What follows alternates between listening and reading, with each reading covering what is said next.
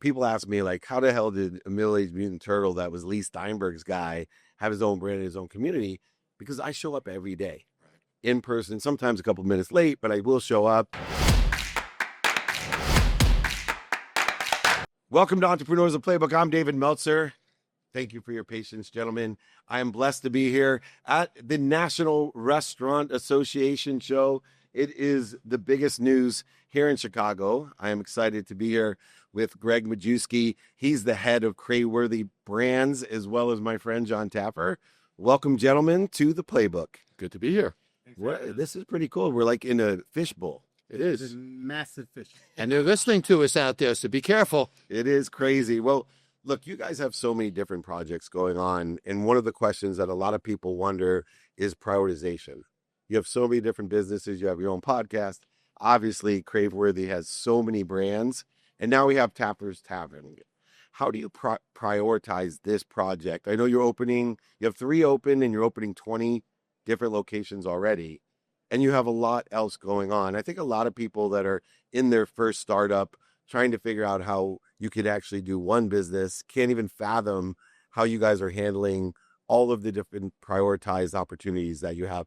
Gregg, why don't you start since you have the most?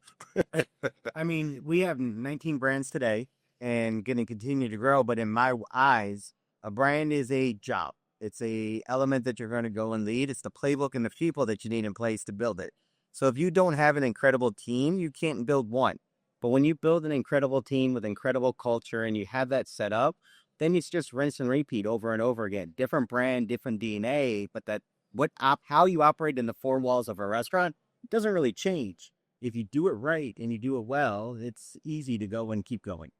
And Jon, how'd you pick and prioritize the right partner? Because I'm sure you're pursued by so many different brand organizations. How'd you choose Craveworthy? Well, I chose Craveworthy because of Gregg's DNA.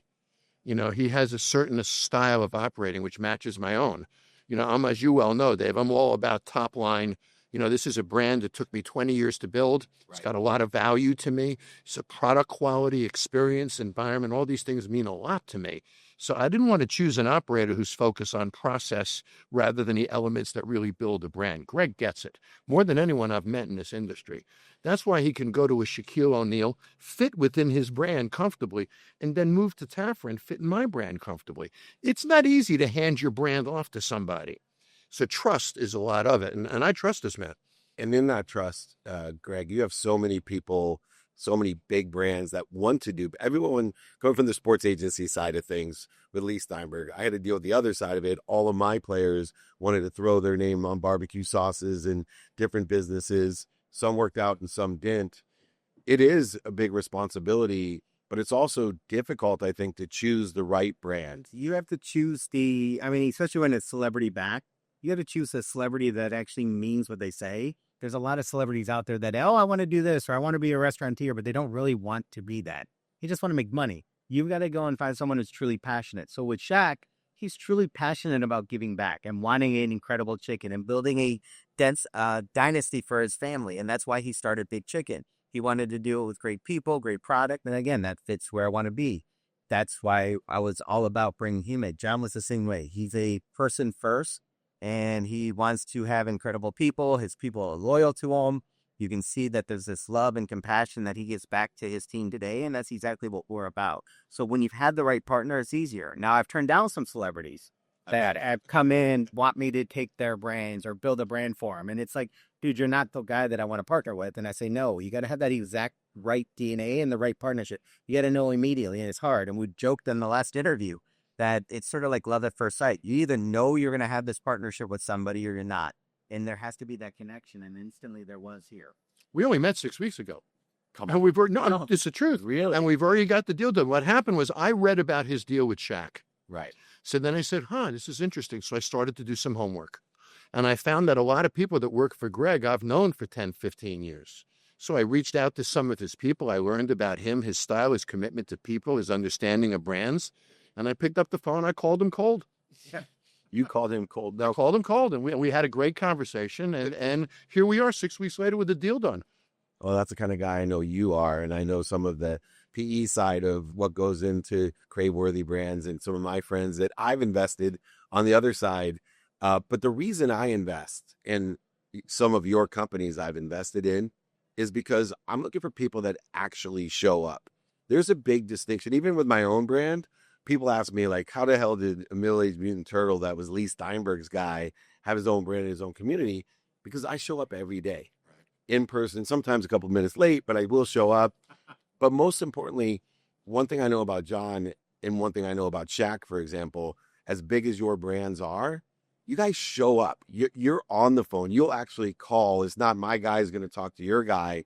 How important is it, Jon, that you show up when you're engaged in a business, that you're part of that business? Oh, absolutely. It's 100%. First of all, it's my brand.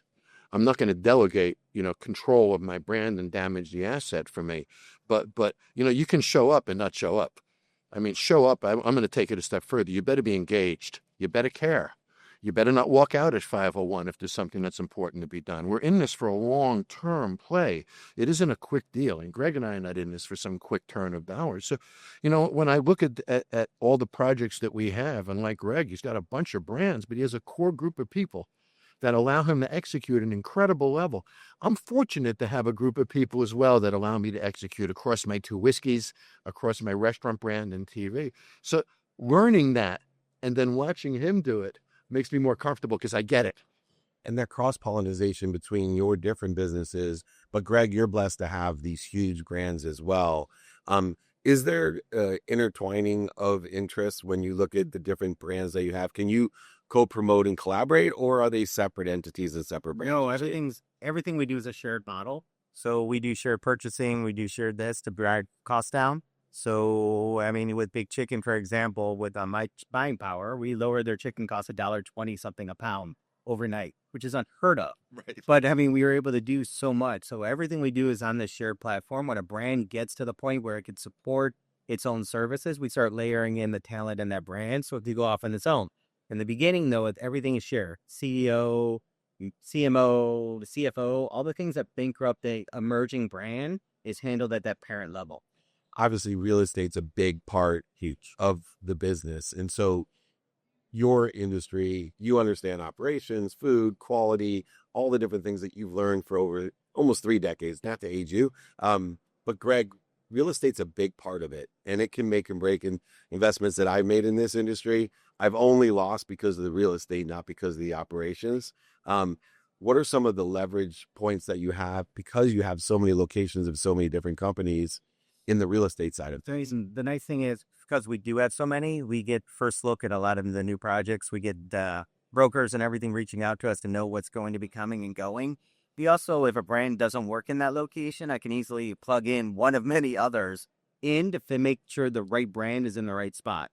Especially as a brand gets older or it's been there for a while, you start in restaurant A 10 years ago. That market may be completely different today than now brand B is the right brand to put into that thing, and we can switch and keep a good real estate in our family. It's so smart. Now, Also, dual branding opportunities, tri branding opportunities is very exciting to me. He's getting ahead of himself here. yeah. But I could see, I know I am, but I could see a Shack He operation. hasn't known each other 6 weeks. know. Come on. But I could see a Shack operation next to a Taffer operation, Sure. and sharing resources and such. And I think those are the kind of options that Gregg has with his stable of brands that provides a real efficiency to somebody like me. But I'm a little different. A lot of celebrities license these deals and stuff. Right. I created Taffer's Tavern. I owned 100% of it. I was the only creditor that it had. I wrote millions of dollars worth of checks to make it happen. So, Gregg knew my commitment to it because I owned it and invested the dollars into it.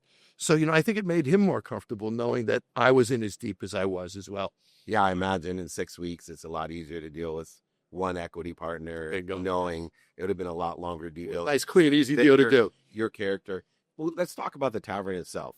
There's so many different establishments, so many different brands.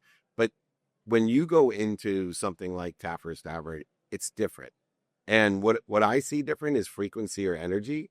And a lot of people may not recognize the success that's created by a frequency of Tavern versus some other pub or tavern that exists. What are some of the secrets? You help so many different companies with frequency. What are some of the secrets of creating an energy of a place beyond the quality? It's interesting when you look at energy, there's, restaurant mechanics, and look at a steakhouse. Lights are low, waiter walks slow. Go to a Denny's. Lights are bright. The waiter walks fast. If the waiter walks fast to the steakhouse, that steak isn't worth $80 anymore. So there's a lot of subtleties to a restaurant environment and pace and lighting and dynamics and mechanics that matter. When we looked at Taffer's Tavern, we wanted to create an elevated tavern experience.